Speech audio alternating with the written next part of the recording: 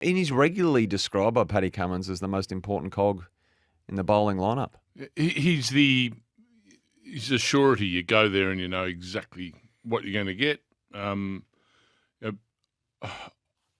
If you said to me 5 years ago, 6 years ago, would Nathan Lyon get 500 Test wickets, I would have said no.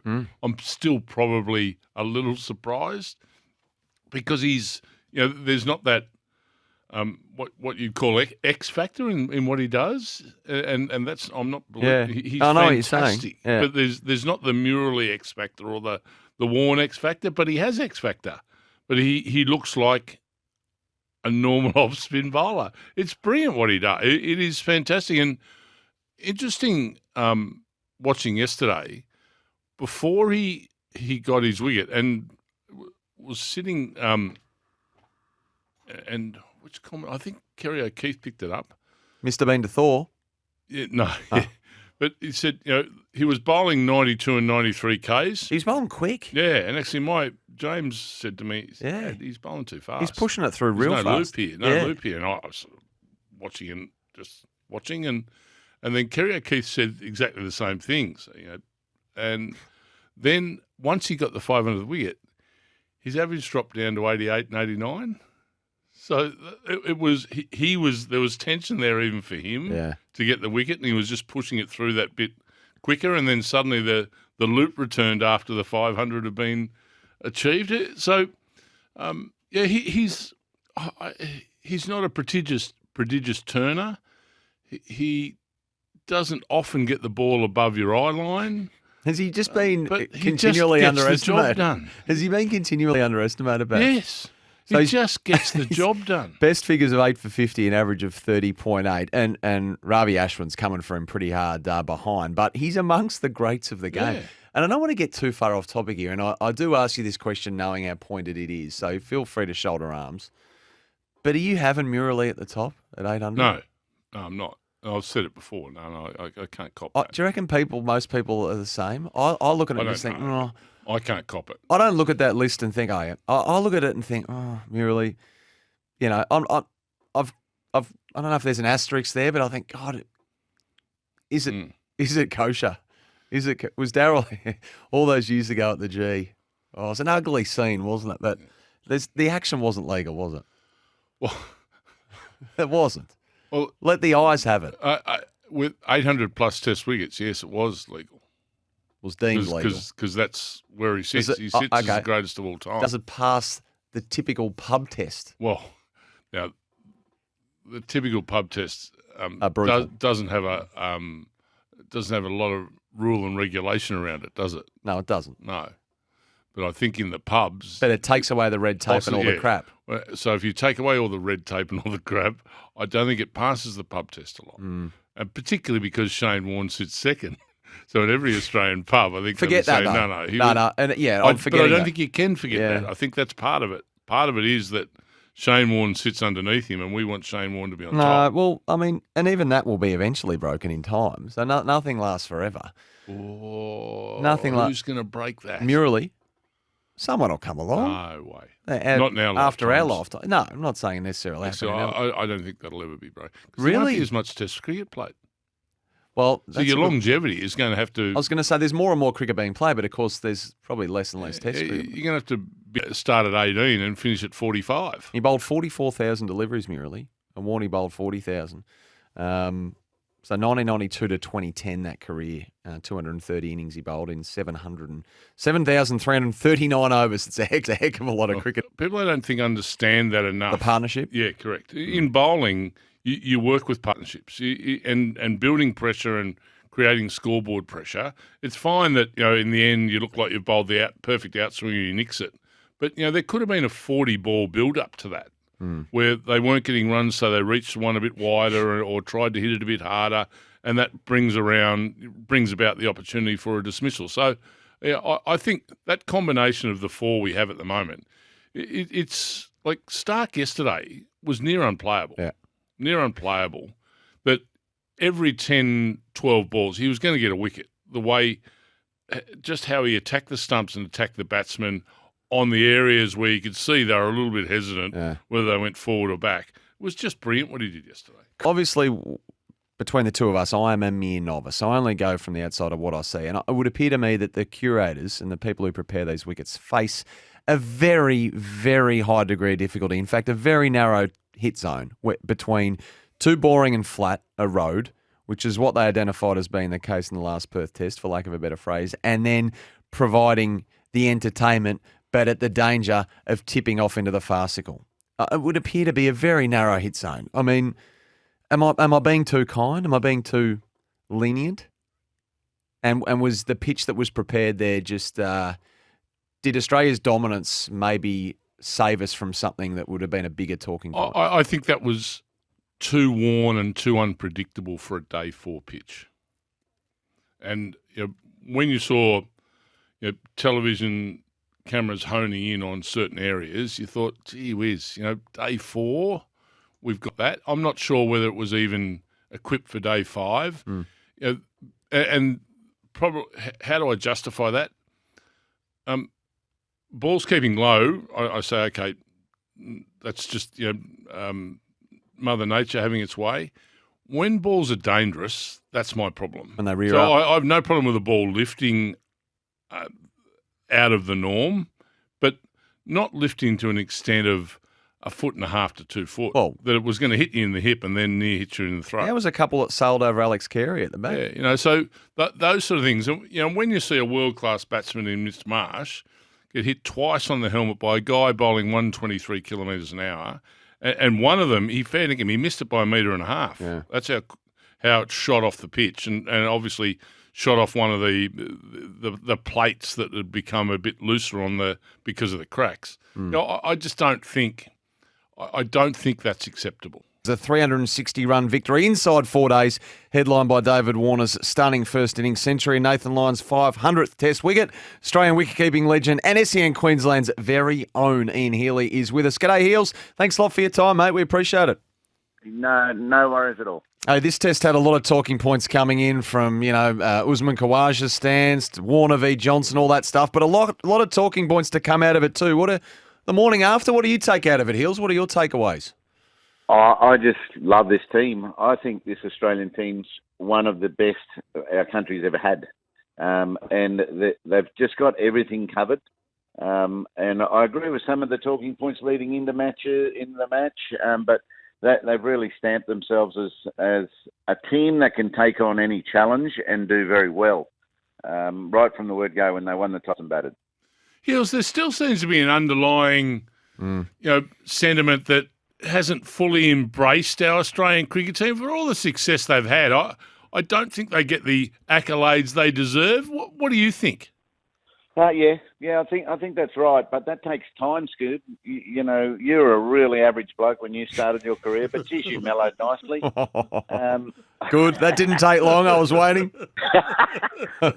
I just think that takes time, right? And when they're about to do it, they got cranky in South Africa and were about to do something really silly in South Africa. That set them back a long, long way. But now their achievements are just stacking up, aren't they? They're winning the World Test Championship. They're winning World Cups. We know how hard they are. Well, I don't because I never won one, but you did. And they're hard, and these blokes are doing a lot of good stuff and making it look pretty easy. I just think it needs a little bit more time to re-establish themselves in our hearts. The reaction to Mitch Marsh these days is totally different to 5 years ago. They weren't, even before Sandpaper Gate, I'd reckon they weren't quite, mellow and humble enough for everyone's liking, I would say. But knowing them, and they're good blokes and always have been, it should have happened a bit quicker than this. A former curator, and we've all got to start somewhere, but just joined the 500 club. What do you make of Nathan Lyon's evolution from then until now and what might still be ahead of him? He just offers this team so much. And then he got 500 wickets as well. Wicket taking wasn't his forte when he started. But gee, he's developed nicely. He was real working class when he started, but he still was pretty economical.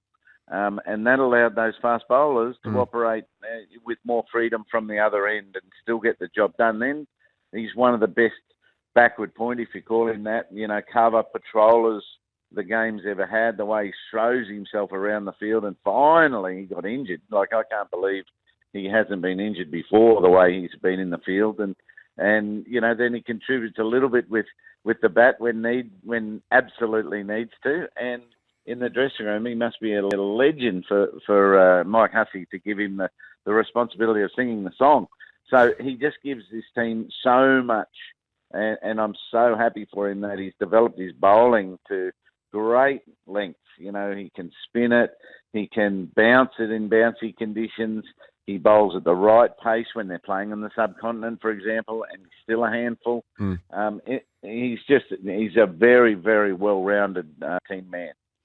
And I reckon David Warner's probably very similar in that he's a well-rounded team man, Heels. He sets the game up for Australia day one, and he I think fits that category we were initially talking about a little earlier, that still people won't cut him any slack. The South African thing seems to be something that's just going to ride with him, not only during his playing days, but well beyond. Yeah, it seems to be, Scuba. I agree. That 160 he made in the first innings won us a test in Perth. It wasn't easy. I looked at it from afar on Thursday afternoon.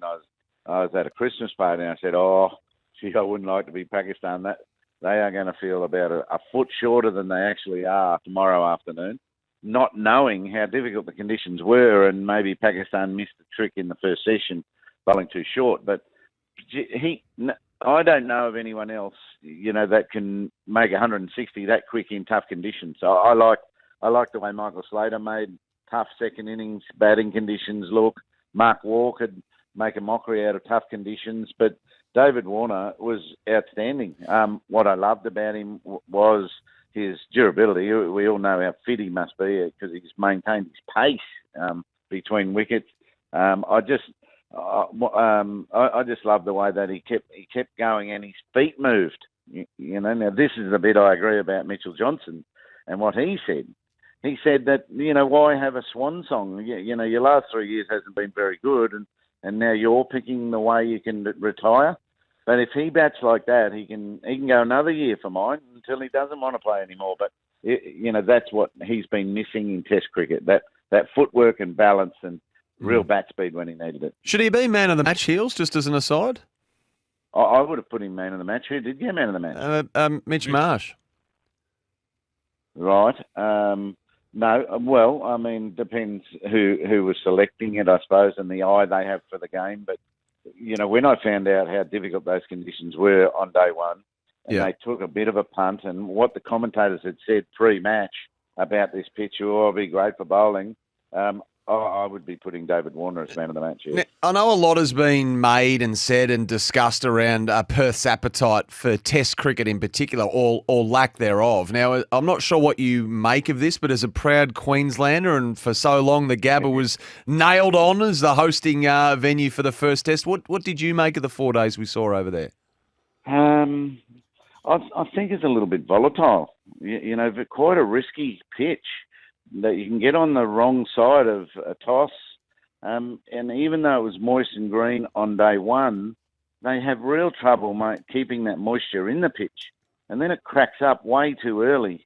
It cracks up on day three when, the Aussies were having trouble, and up and down bounce and hitting the body, taking a few on the body. And, when you hear batsmen sort of say, well, you need a little bit of luck and you take a few on the body and you might get through. Now, that is day 5 stuff.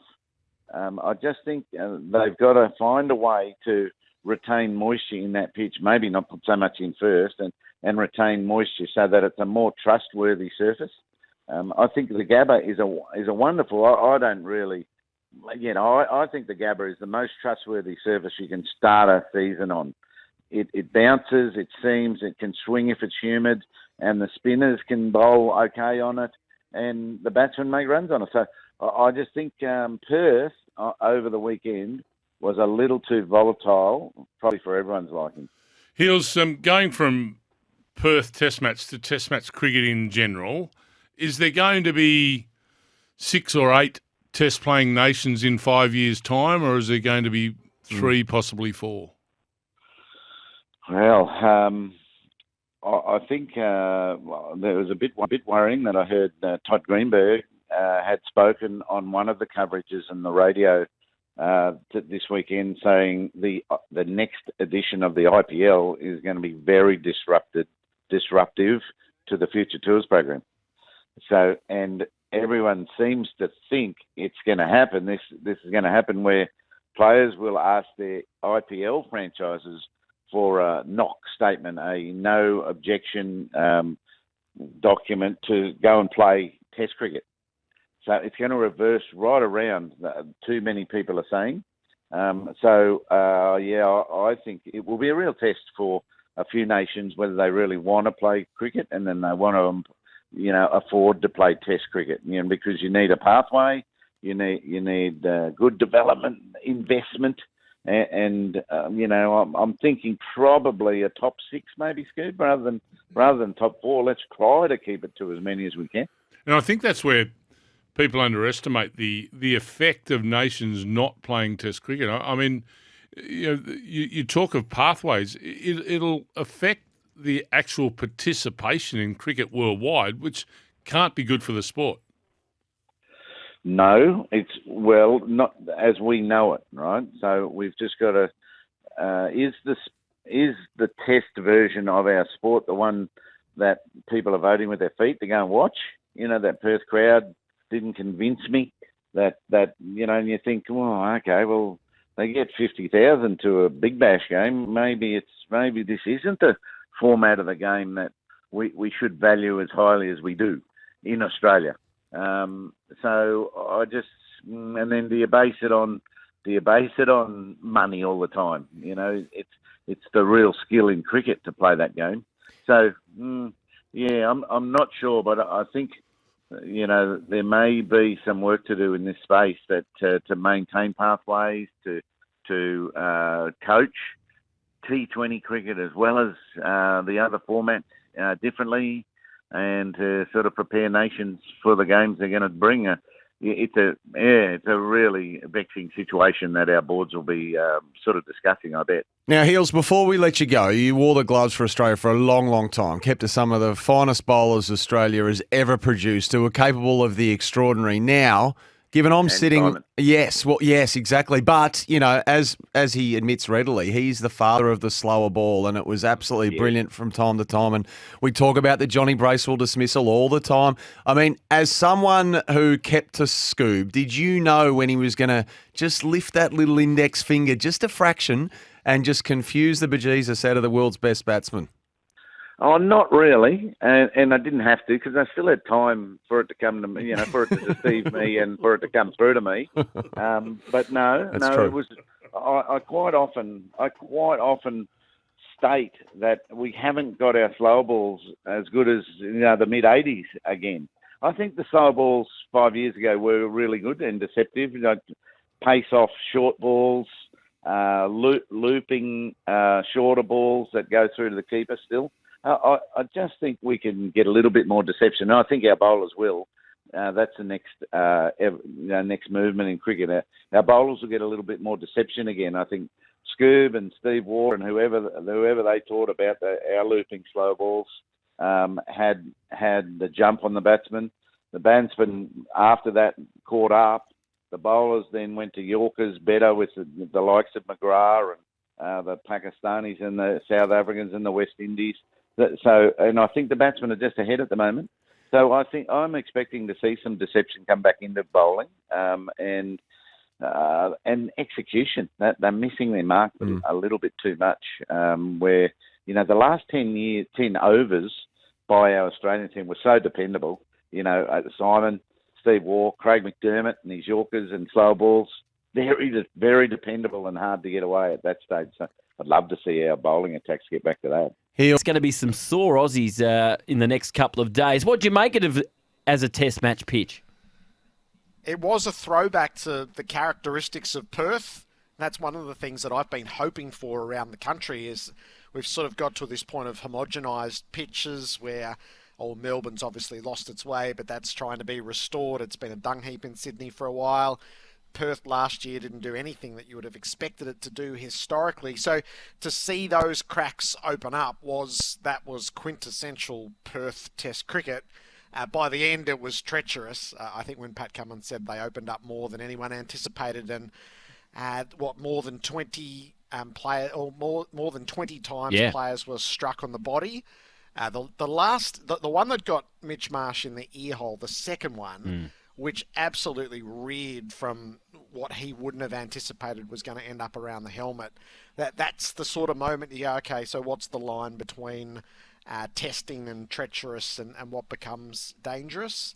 So they're still figuring out the pitch in Perth. That's only the fourth time that we've had a test match at Optus Stadium. I feel like they'll come away and go, that just got a little bit too far, and the weather wasn't as hot as probably you would have expected for it to open up like that. So I think they'll try to pare that back a little bit, but it was certainly preferable as a viewing contest to what was served up last year. So a lot of talk out of the test match, of course, has been David Warner's first innings ton, and obviously what happened with Nathan Lyon yesterday, and we'll touch on that in a sec. But given the way that wicket was breaking up yesterday, how much credit do we have to give Usman Khawaja for his innings? Yeah, enormous is the bravery that's required, the courage when the ball is doing that, and the sort of the intuition and the invention, the adjustment that's required within an innings. So he occupied early and then tried to find a way to manipulate. And then toward the end, he was scoring freely as he was obviously given license to chase his 100. So that's splendid skill involved in that. And I thought Mitch Marsh as well, is he was the only batter to be able to impose himself in the conditions of that second innings. It dictated to most of the batters, and they found a way either to survive or to wear their bruises and get whatever runs they could. Is Mitch Marsh got struck twice in the helmet, but beyond that is he went at the bowling regardless of the conditions. He was probably the only player who pulled with any authority as the test went along. So both of them were quite brilliant, and you could see it from the final session of day 3 when Labuschagne and Smith both got struck. You could forecast what was going to happen. That was going to be no conditions for Pakistan to be batting in. That is so foreign to that batting lineup. And it progressed into day 4, and it wasn't the least bit surprising that they lasted only the 30 overs in the fourth innings. I heard someone saying this the other day. I can't remember who it was. It might have even been Simon Kadich on Friday. When you watch opposition teams play in Australia, you look at the dismissal of the captain yesterday, Shan Masood. Do you sometimes, I don't know if frustrated is the right word, but do opposition teams not leave the ball enough when they're playing in Australia? Yeah, Masood was right at the front line of that. Is he was driving with impunity the way that he would in the flat decks in Pakistan, and he did it to watch his dismissal in the second innings. He flashed at a drive and then immediately shadowed, no, I should be leaving that. And the very next ball did the same thing. So that's incredibly disappointing. That is why it is so difficult to win away from home. And this has been equally true for Australia travelling to the subcontinent for a lot of time. It's why they talk so much about the need to adapt to the conditions that are there, and it can take a little while. So we would expect Pakistan to get a little bit better as this tour goes on, but you have to meld in the history here. This is a nation that has lost 15 straight test matches in Australia. These conditions just are so foreign to them.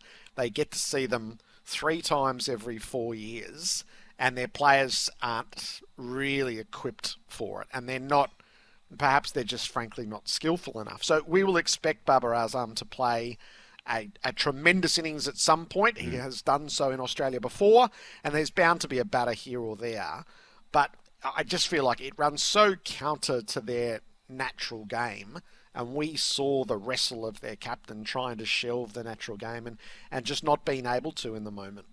It's been a big build-up. It's been a long wait for Nathan Lyon's 500th Test wicket. The torn calf in England certainly didn't help. We were asking the question today about the slow burn of Nathan Lyon. He has been a slow burn for a lot of people. Even afterwards yesterday, he said it was about 40 Test matches before he felt really comfortable and confident he could be a really good Test match bowler. Was he a slow burn for you, Gerard? When was the moment you was finally sold, if you had to be sold, on Nathan Lyon as a high quality Test match spinner? Yeah, I think the first point to make is that is a glorious milestone yesterday, and it has been celebrated and recognised as such. There's a great point made that imagine 4.5 years after Shane Warne, the greatest spinner the country ever produced, that the 4.5 years later, a cricketer would come along and he would join the 500 club. It is just so extraordinarily rare that would happen. So, yeah, he was a slow burn because he suffered by comparison. The first thing that happened was Australia kept trying spinners and tipping them out because no one could play the role or compare with Shane Warne. So Lyon was able to break that nexus, but he couldn't bowl Australia to victory. So in the fourth innings, where Australia had become so accustomed to the spinner doing the business, Lyon couldn't do that for a long period of time. And then he started to. There was the delayed Test match against India because of the death of Philip Hughes, and he did that in Adelaide. That was a big landmark for him. But then he wasn't very good in the subcontinent, and he was sort of downgraded or dismissed on that front. But then as the years went by, he was able to find a technique and he was able to change his game to be effective there. And even the tag of the GOAT. So the finger spinner in Australia, the threshold was so low. Yeah. They put the stats up yesterday. What was it, 143 wickets or 148 wickets? That was the threshold. So he got through that because Australia played him. And it was excellent selection to back him in the long term, even though he wasn't quite the bowler that everybody, I guess, wanted from the spinner. But he grew into it. So he was the GOAT, and I think Kerry O'Keefe made the point yesterday. There was a little bit of irony attached to that when he was given that nickname. Is yes, he was Australia's highest wicket taker for a finger spinner, but he wasn't a great of the game, and that now he has grown into that. I think it's splendid progression of a man. I always think excellence and longevity are tied into a milestone like this. Longevity has been the 100 Test matches in a row before the innings in England. That sort of marked all of that, and then the excellence that has progressed. And now he routinely bowls Australia to victory, not only on these shores but overseas. So, yeah, just the evolution of a cricketer, and he doesn't look anywhere near the end. And I know there's bold declarations about being able to reach 700 and that.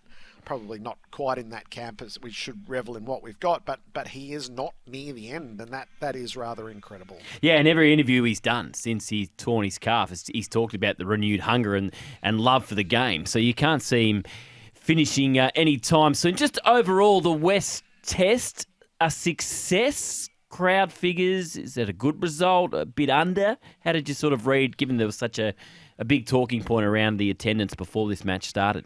I think the start of it was promising. The crowds in the first couple of days indicated that there was a bit of a vibe around the West Test and getting out and supporting the team, being in the stands. So 16 and a bit, and then 17 and a half was a really promising crowd on Friday, but it fell away on the weekend. The expectations were that Saturday was going to be the biggest crowd of the Test, and it wasn't.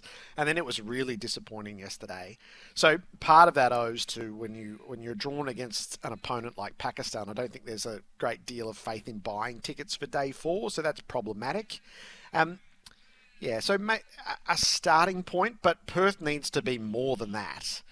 And they've got the next 2 series to prove that. So India and then England, where there really are no excuses.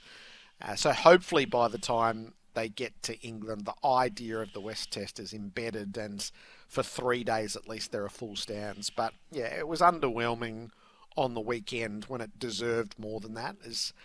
I was a bit... they were clearly shocked by Saturday's crowd in the forecast that had been done, and then yesterday deserved more, particularly as it built to the climax of Lyon's 300th. So, yeah, it's an interesting time in Perth for its Test, and I don't think they have answered any of those questions with great authority yet. I totally understand what he's saying and where he's coming from, as he doesn't want to do it, and he shouldn't have to do it.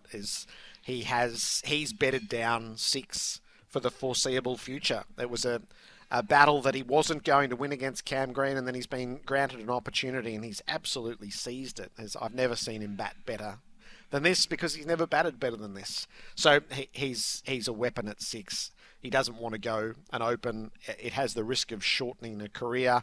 It's something that he's worked so hard for, and he is so well suited to be the all-rounder at 6. So I totally get that. I sort of admire him for saying that because the first instinct is to go, well, whatever keeps me in the team. But he's got greater claims than that now. He's not the fill-in. He's the number 6. And others are going to have to find a way in without him needing to move. So, yeah, I admired it. There's nobody volunteering to open right now, is there? There'll be interesting conversations behind closed doors as to whether they're being had at all or whether this has all just been done publicly and the selectors would be listening with great interest. It'd be so...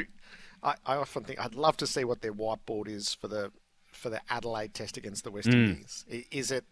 Is it a vacant hole, or do they have a really firm idea what they're doing? I'm not sure, but it's clearly not going to be Marsh. No. Well, you know Andrew McDonald really well. Do you think it would be a blank canvas, or do you think he's got a plan in place already?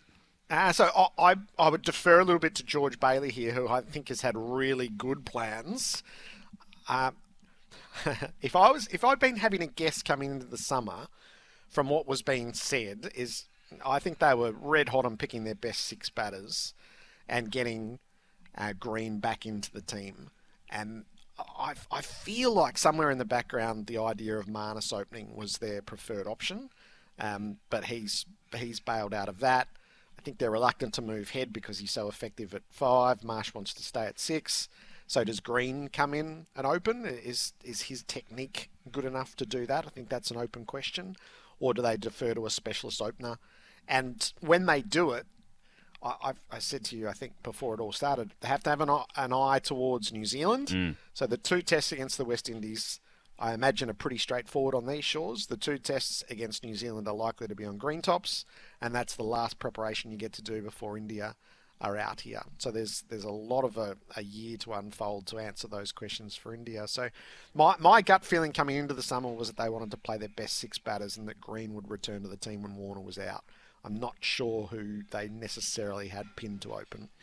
Looking at the Boxing Day, Gerard, Scotty Boland's been a big part of the last 2 Boxing Day test matches, but surely he's not going to feature this time.